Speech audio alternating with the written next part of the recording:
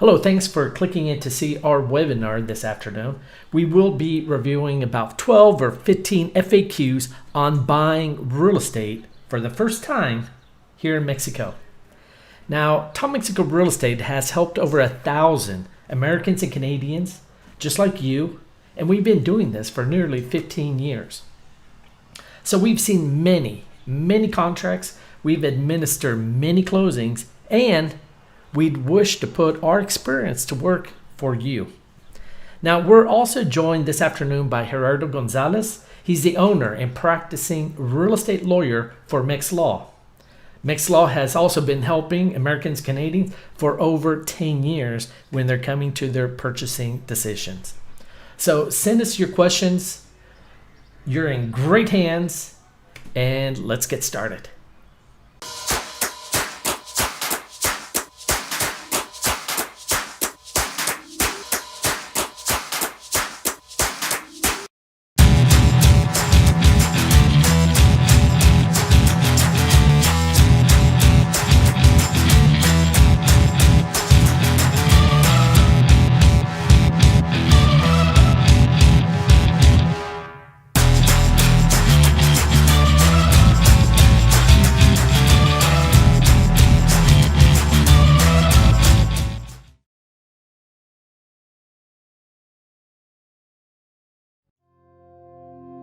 Hello everyone, welcome to today's webinar.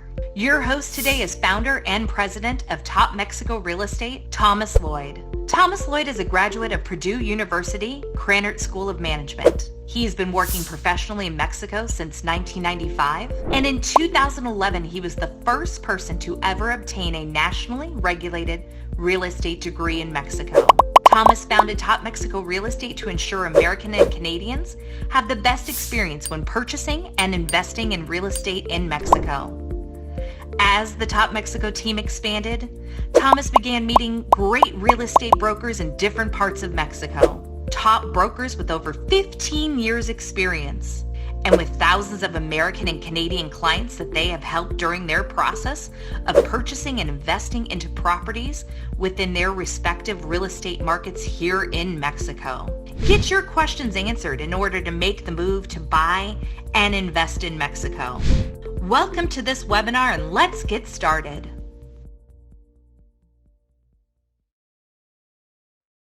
Hello, I'm Thomas Lloyd. This is Top Mexico Real Estate. Thanks a lot for clicking on this afternoon to watch our webinar.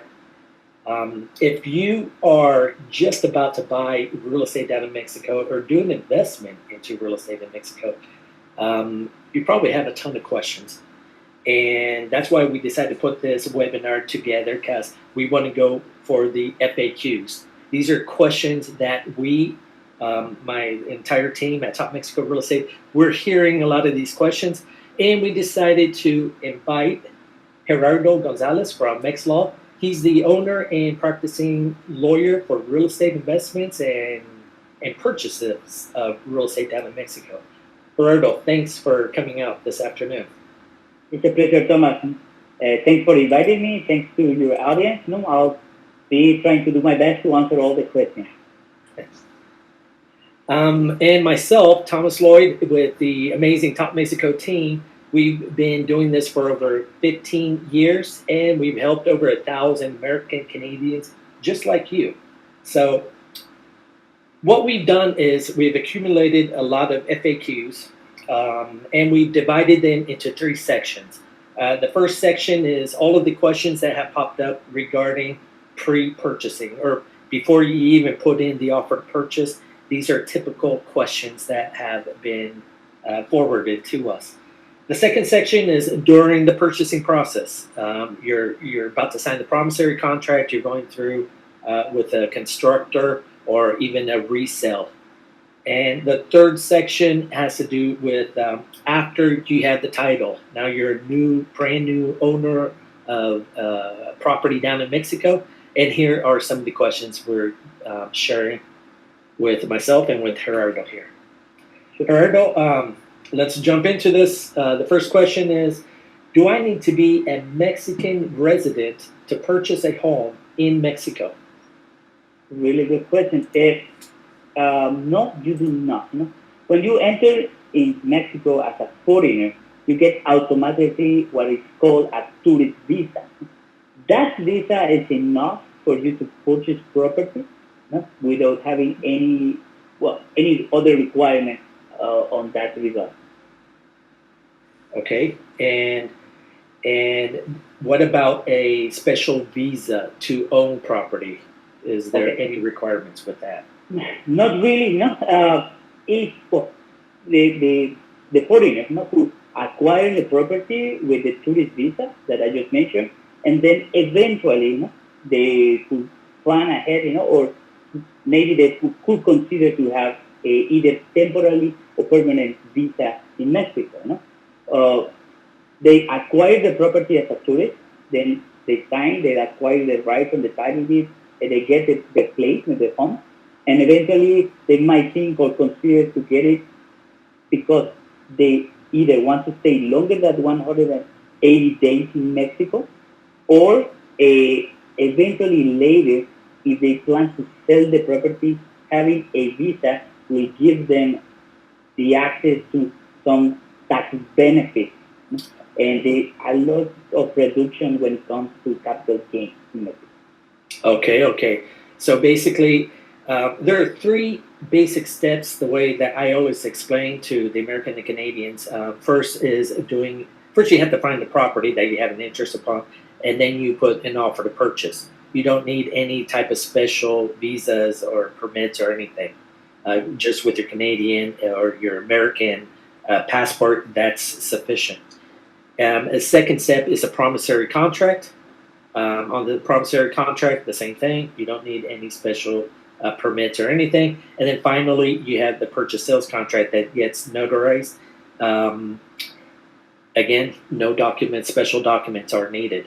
Now, as Gerardo pointed out, if you are looking 3, 4, 5, even 10 years down the line, and you want to prepare and take some of these tax strategies to reduce expenses, then looking into getting a residency is a very interesting thing for you to review and implement.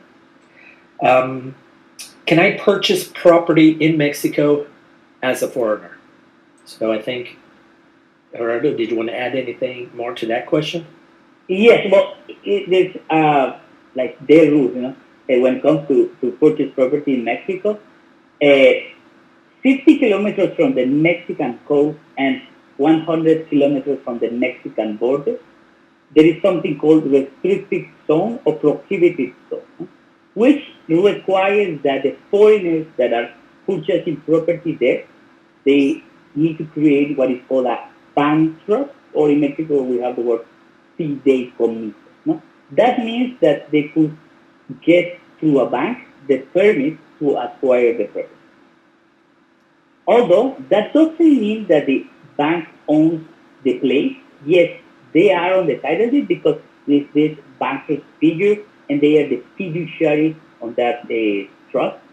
However, that doesn't mean that the property will be considered an asset from the bank.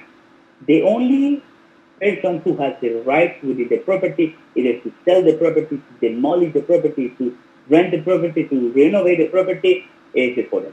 That's it. Fantastic. And then in that bank trust, you put the first beneficiary, and you can also put a second beneficiary. Could you explain a little bit how those two function? Yeah. One thing that I really like about the fideicomiso, the bank trust, is that you name, or the foreigner names, who is the beneficiary in case of death.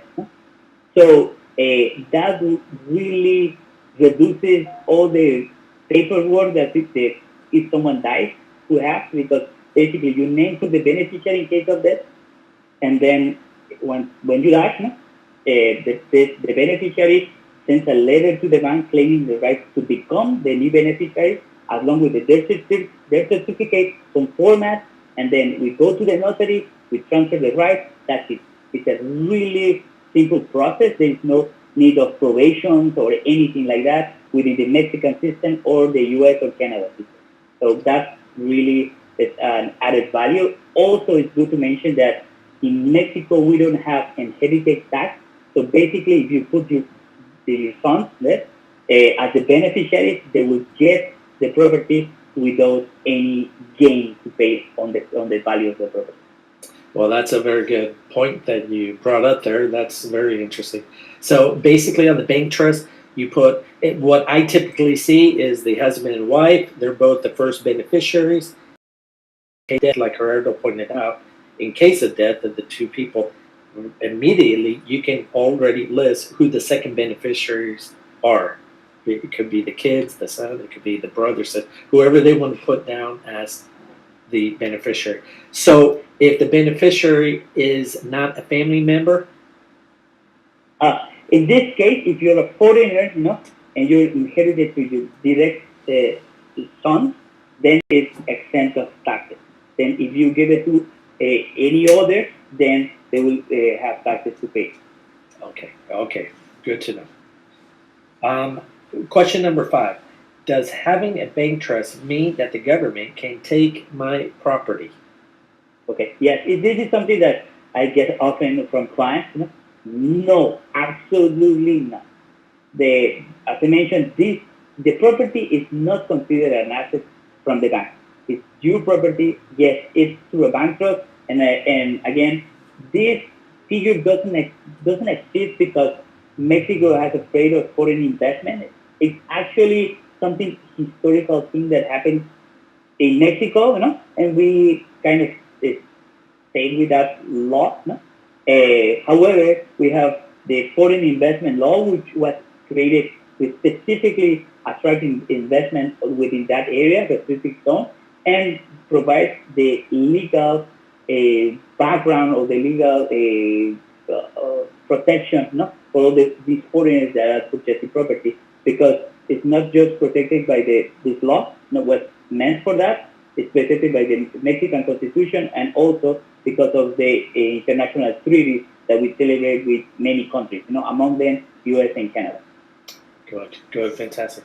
Now, Gerardo, we have a lot of people in the audience who are also looking to purchase outside of this restricted zone, meaning places like Lake Chapala or San Miguel de Allende, and possibly even some parts of Yucatan. Now, what's the purchasing process if they don't need to set up a bank trust? Okay, basically they will acquire the rights as if they were Mexican, although there is a notification that you need to send to Foreign Affairs, but other than that, they doesn't require anything extra. No? Okay, well, good to know. Okay, Gerardo, we're going to start talking now about questions having to do now during the purchasing process. So the first question is there any type of financing available for foreigners? That's a tough one because the options kind of there used to be some from Mexican banks that they were given to foreigners, but they kind of stopped now. There are few companies that offer the services. Technically speaking, they are options. They are not as many or as popular as they could think or expect that the one that they have back in U.S. or Canada. Exactly. It is very common for American Canadians when they're purchasing properties to get financing, take advantage of the low interest. In Mexico, for the Mexican nationals, it's growing. The amount of purchases in real estate with Mexicans is also growing. There's a lot of options available. Unfortunately, like Gerardo just said, for Mexican foreigners wanting to buy down in Mexico, it has really reduced their very small amount of possibilities to look for. About 10 years ago or 8 years ago, larger banks and multinational banks, comes to my mind BBVA, they were very, very active. They even expanded up into the United States, acquired Compass Bank up north, and they were just flourishing with a lot of financing. But during 2010, 11, 12, 13, they really restricted, and now they are not even offering this option. So what many Americans and Canadians, what they've done is they'll take a personal loan, taking advantage of the interest rates available up in their home countries. Compared to Mexico, down in Mexico, the average interest that you're going to be looking at could run from 9 and down to 7%. And if you compare that to what's going on in U.S. and Canada, there's a substantial less amount to pay for this loans. So what I see is that the Americans will take out an extra loan or a personal loan and use that money to do the investment down in Mexico. You could also look into some developers. There's also various developers who offer in-house financing, and they could give 5 years, maybe even 10 years. Some interesting options to look for. And there you can talk with your buyer's rep. Here at Top Mexico Real Estate, our crew is very well trained, and they'll be able to show you, although very, very limited options. So I suggest you explore more talking with your banks or financial institutions up in your home country. Number two, what taxes are paid when owning property in Mexico? Okay. For the closing process, when you're gonna acquire the property, you need to expect something between 6 to 8% of the purchase price of the property. Yes. I know that when I say this, a percentage is always kind of as a reaction, because in U.S. or Canada, foreigners are not used to pay those amounts when it comes to closing, because one of the taxes that could affect this percentage is the transfer tax. They are different, numbers, depending on where you're purchasing, But Right. nowadays, most of them, they are at 3%. So when you acquire the property, just this tax, which is the transfer tax, is equivalent to the 3% of the purchase price. And yes, it seems high, If you add the price of the notario, then the legal fees, and then the banker's fees, then it will go up around this 6 to 8%. But you need to consider that eventually, once you purchase the place, there are three things that you should consider as your annual costs. One of them are the property taxes, the HOA fees, and the bank trust fee. When you create a bank trust, there is an initial fee that you pay, and then you need to pay an annual fee during the time that you have this trust. And but as property taxes, you will notice that they are a lot less what they are used to pay back in U.S. or Canada, because our property taxes are really low in comparison. Also, we offer, it's normal that Mexicans will pay the entire year in full, because they give discounts in December. Like if you pay in 2022 all the 2023 property taxes, you get 25% discount or 20% discount. They're different kind of discounts. Yes. Regard. Yep. So exactly what I heard. When you're comparing the investment or the purchase of your property in Mexico, the acquisition tax being from 6 to 8%, it's most likely higher than what you would pay in your home state or your home country. But in over a 1 or 2 year time period, the savings that you have from the property taxes, it's huge. So what you paid extra in acquisition, you'll recuperate that within 2 or 3 years. So that's something that when you're doing your balance sheets and everything, that's a very interesting fact. Property taxes in Mexico are very, very low. And on top of that, getting an extra 25% discount for the payment, that goes even lower.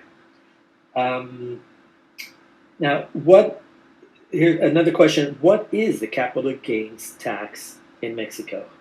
Okay. If you are a foreigner that you are selling your property, you pay either 25% on the selling price or 35% on the gain, the difference between the purchase price and the selling price. You could choose.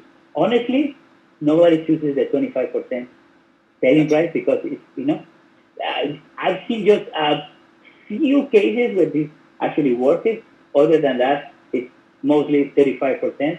So let's stay with the 35% difference between the purchase price and the selling price. And above that, you could offset some of the expenses. Okay. As the broker fee goes directly against the tax, no? The legal fees goes directly against the tax, and all the improvements on the property, they will go against the tax as well. So from the 35%, if you purchase the property in $100,000 and you're selling in $150,000, no, Yes. you will pay 35% on those $50,000. So $17,500, and you will reduce, if they pay the legal fees and then they pay the broker fees, top next fees. Yeah. We will use. I will do the calculation, and apply directly to that to reduce even more. So Okay. it's just in a few cases when they pay the entire 35%. In most of them, they pay a lot less than that. Above that, we talk about the having the visa in Mexico. Okay, so when we say that having a visa has some certain benefits, they actually do, because if we have a client that purchased the property in $100,000, and then as a tourist, then eventually they got the visa, either temporarily or permanent visa in Mexico. That will allow them to use a special exemption from the law, that if they say that they're selling the home residence, they get around $220,000 exemption. That means that if they sell the place in any amount less than $220,000, they won't be paying any tax. So that's a super good benefit. They put it in $100,000. They're selling in $200,000, which happens, a lot in pre-sales, all these resales that are happening. Sometimes I get clients that they purchased last year and they want to sell because someone is buying. They are really, they get a really high amount on the difference. If they got the visa on time, we apply the extension and they pay no tax. Gerardo, the one of the expenses that are allowed are the improvements on the property. That's Now, one of the things that's required is the expenses have to be with a Mexican official invoice, what they call a factura. Is that correct? Yes, it's super important. In Mexico, when we purchase something, we get a ticket. That ticket is good, but if we want for that to be deductible, we need to ask for something called factura, which is invoice. The meaning. So could you give me a factura? And it's kind of like a more official receipt from the establishment.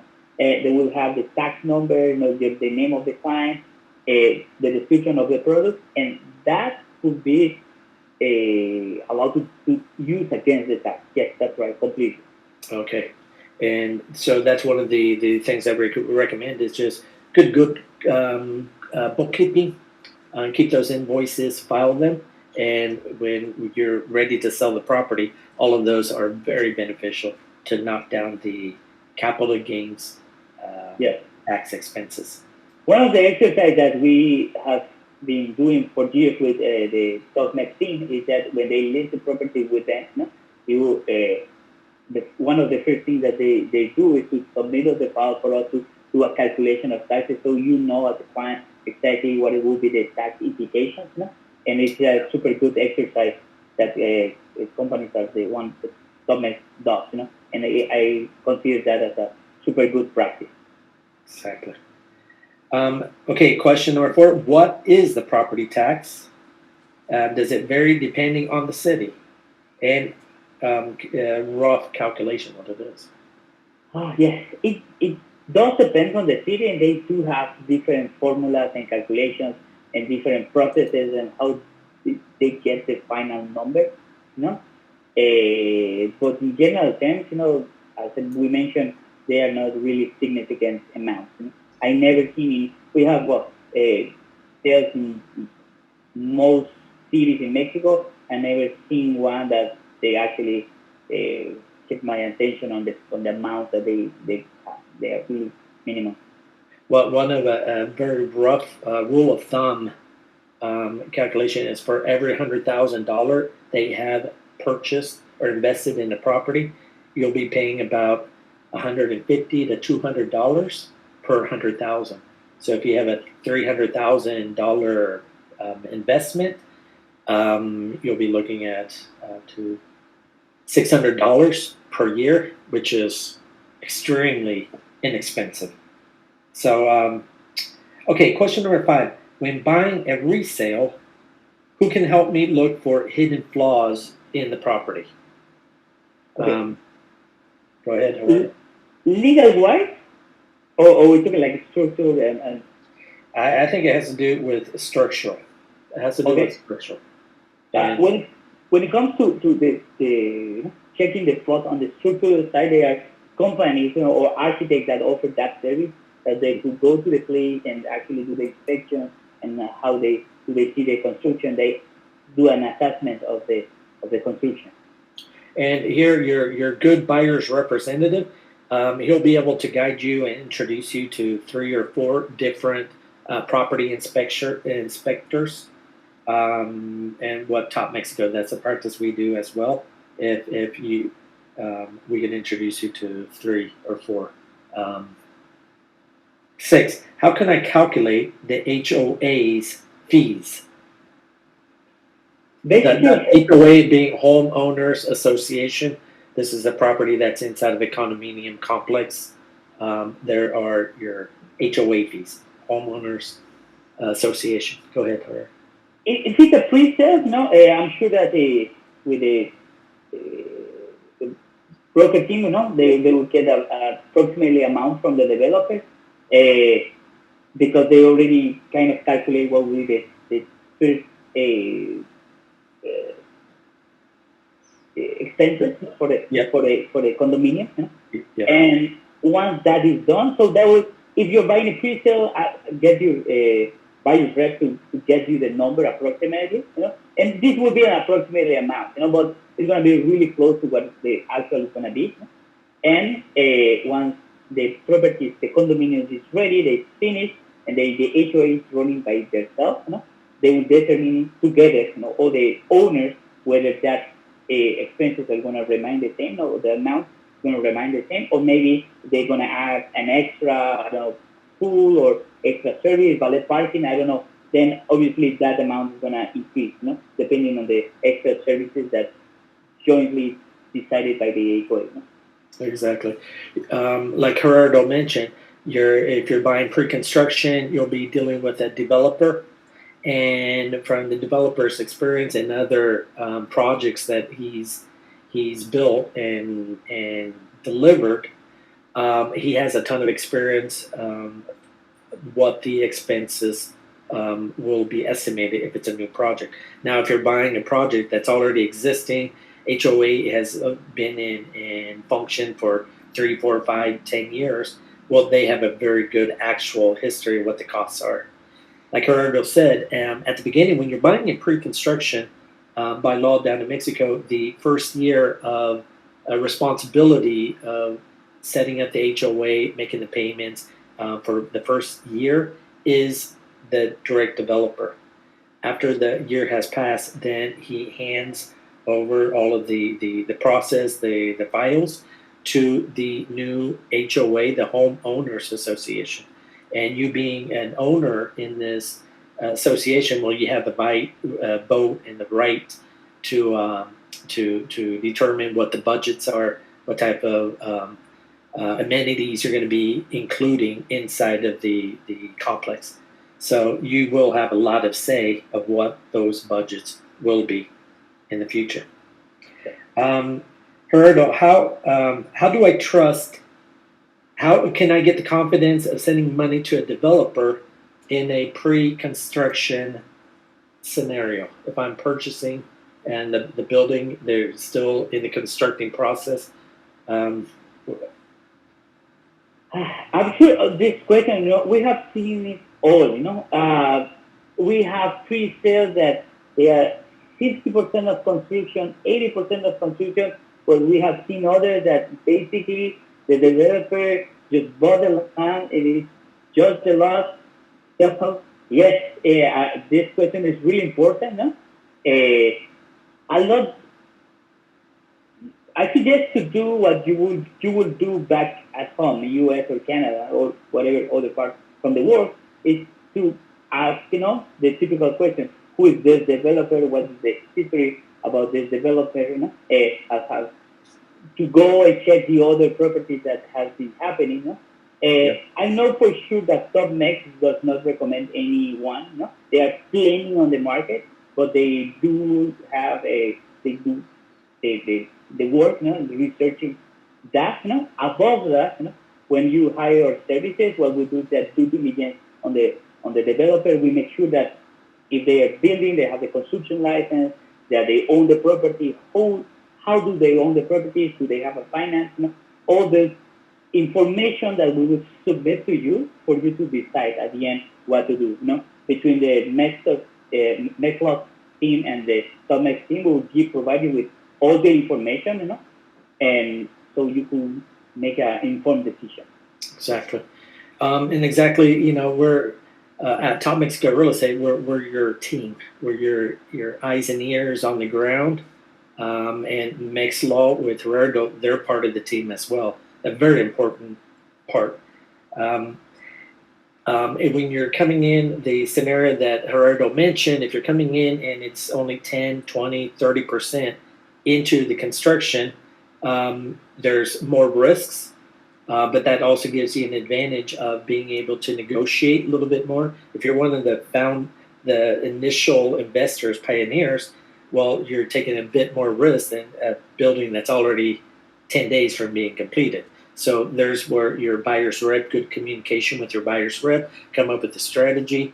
A lot of developers, they already lock this into a pricing strategy. So if you're one of the initials, they start you, sometimes it's called the friends and family pricing.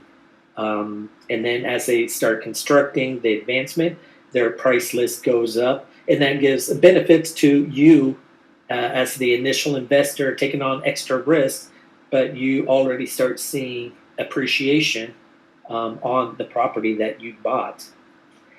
So there's a lot of moving wheels on this. When you come, ask questions. The buyer's rep is going to be, in our experience in the marketplace, a lot of experience to help you analyze and come up with a good strategy. Ask questions to Gerardo on the legal parts. What can we do in the clauses to further manage and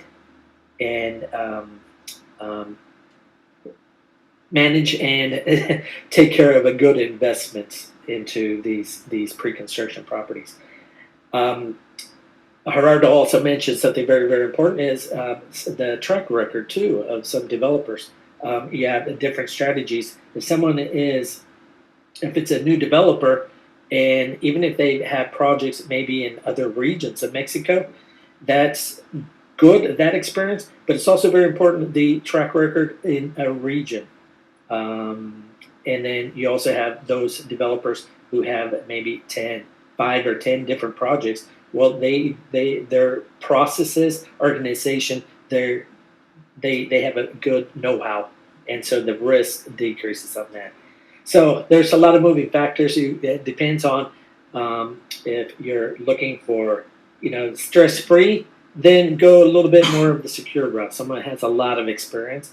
But if you're looking also to earn some extra appreciation points in there, then maybe a good strategy, ask questions with the buyer's rep, ask questions with Gerardo and the Mexlaw team, and that's a good way to do these type of investments in pre-construction. But I have to say, I would guess that maybe 70% of the purchases or 60 to 70% of the purchases in the last 3 years have been in the pre-construction Depends on the zone, the region as well. Tulum comes to my mind. Tulum is just a lot of demand, a lot of people wanting to be in Tulum. So there's a lot of pre-construction. It's basically there's not enough property available in the market today to withstand all the demand, the people wanting to be investing into them. Yeah. Well, pre-sale is really popular, no? As you mentioned, I don't know, yes, you might have 60 to 70% no, of the sales to pre-sale.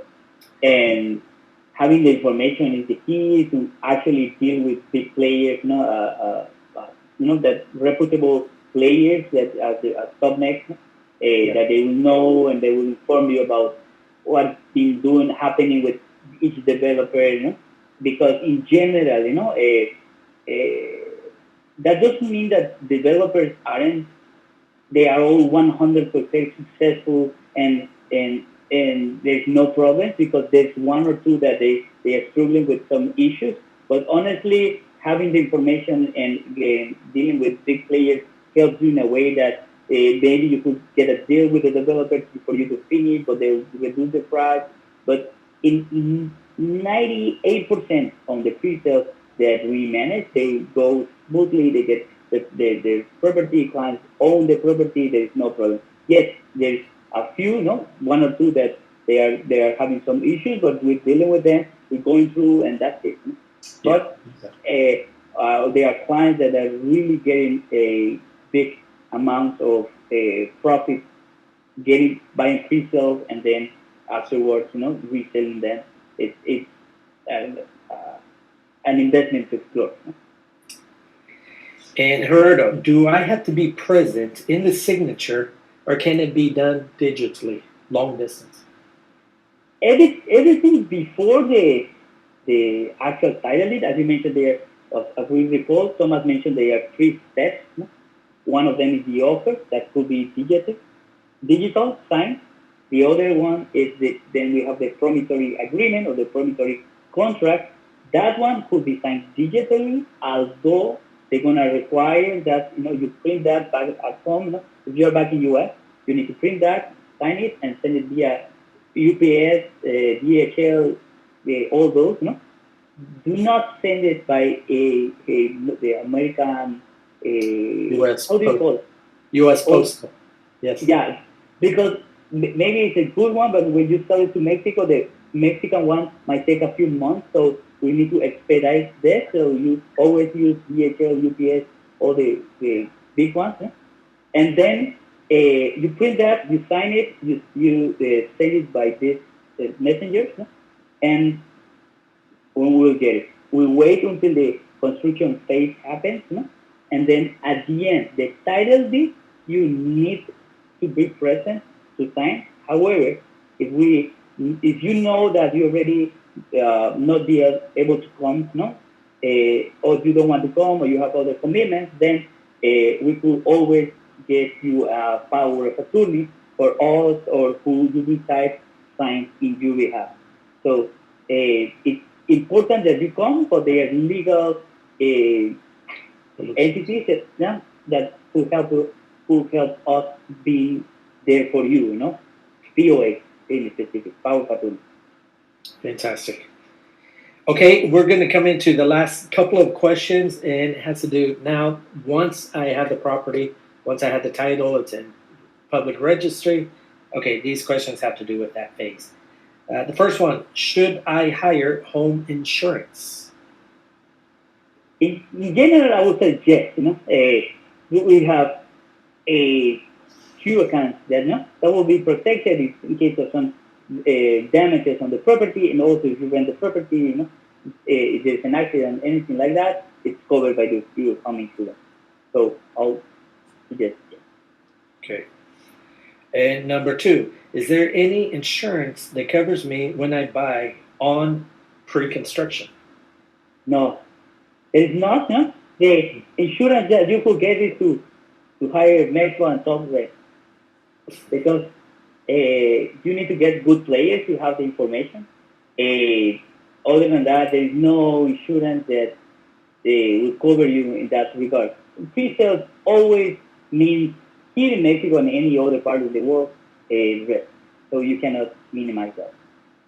And the thing that I always recommend is even though you have a lawyer back in your trusted family lawyer or your lawyer back in your home city, it's completely different in another country, completely different down in Mexico. So down in Mexico, and even a lawyer from Mexico City is still not quite the same as having being a lawyer in the zone of where the property is. So we always strongly recommend that. That apart from the good buyer's rep, the next very key figure in your real estate team down in Mexico is a good buyer's lawyer. And buyer's lawyer, basically, he helps you first of all, your questions. He'll answer all of those questions. He helps either to draft your promissory contract. He does the due diligence of all the paperwork.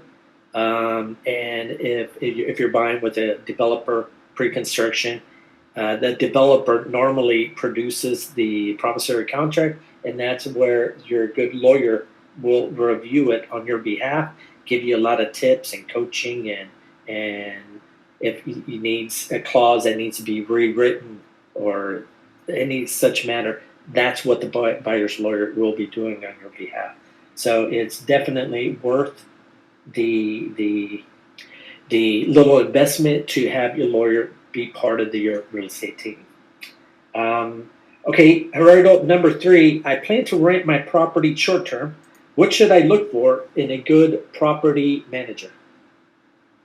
Yes, property managers is a business that's been really popular for the last years, no?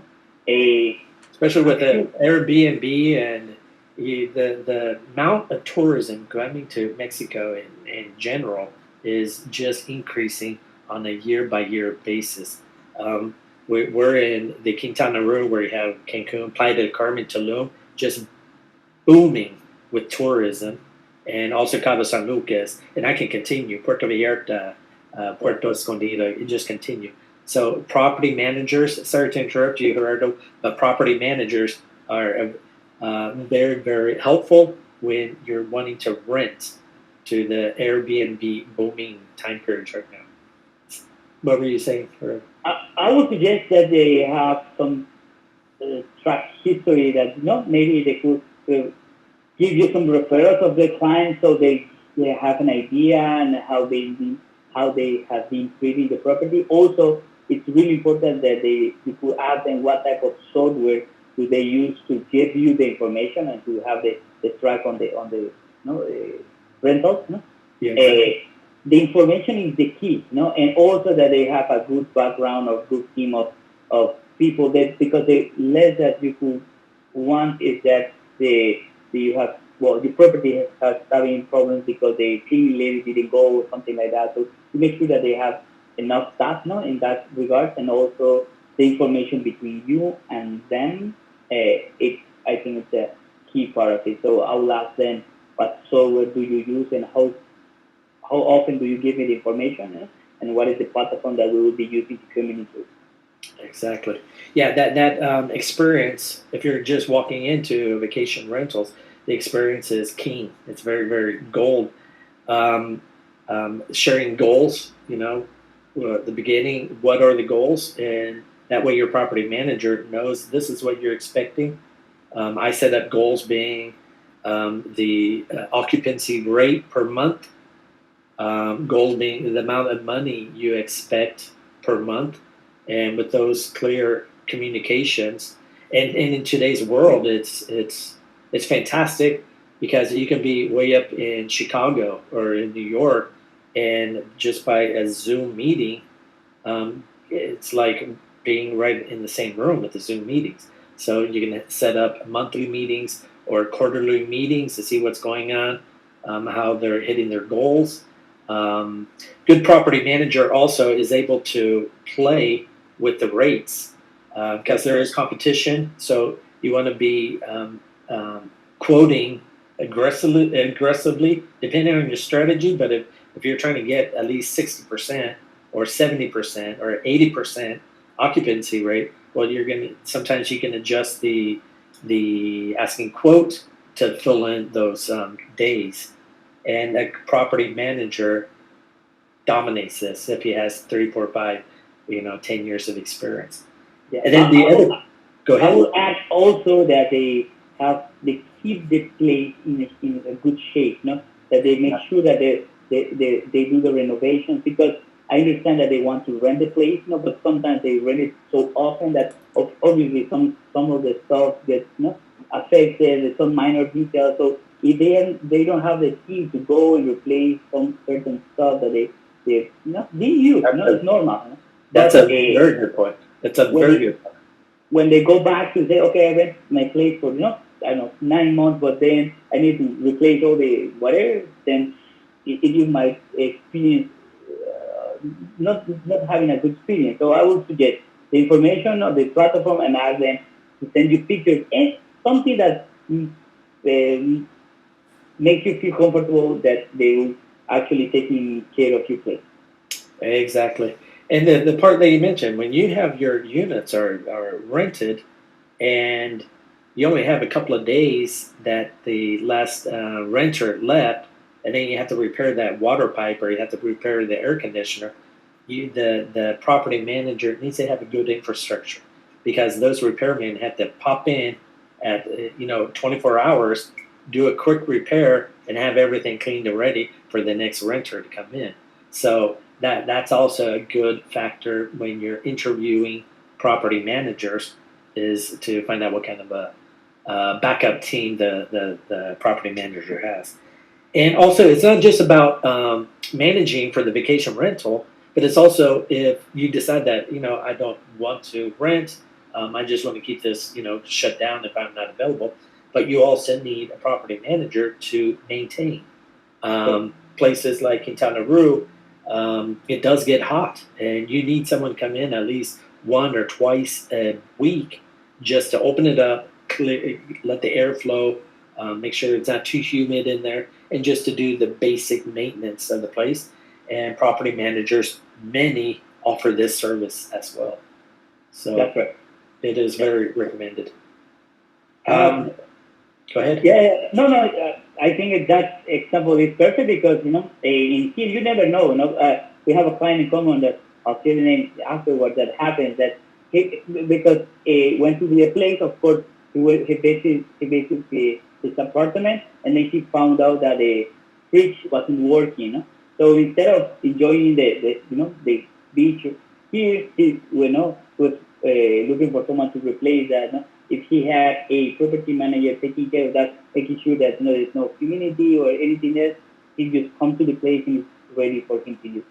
Yeah, and the property manager, you tell him, hey, I'm heading down for the 15th of May, then many times they'll say, well, what do you want into the grocery shopping? So they'll do the grocery shopping for you and get the refrigerated stock, so that when you're just arriving with your luggage, everything's set, so you can just switch into your bathing suit and go to the beach or pull out the fishing rods and head out on the boat. You don't wait any time. The maintenance of the property. Yeah. Gerardo, I think that's all the time we have right now for the webinar. I want to thank everybody for clicking in, and we hope this has been helpful. And if you do have any other questions, just pick up the phone, send us an email. We're very, very happy to answer all of the questions during this exciting time period of investing internationally and investing down in Mexico.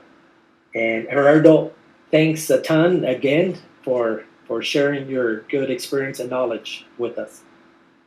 It's a pleasure, Thomas, always. Thank you to your audience too. Well, folks, I'm Thomas Lloyd. This is Top Mexico Real Estate. We make it happen. Hasta luego.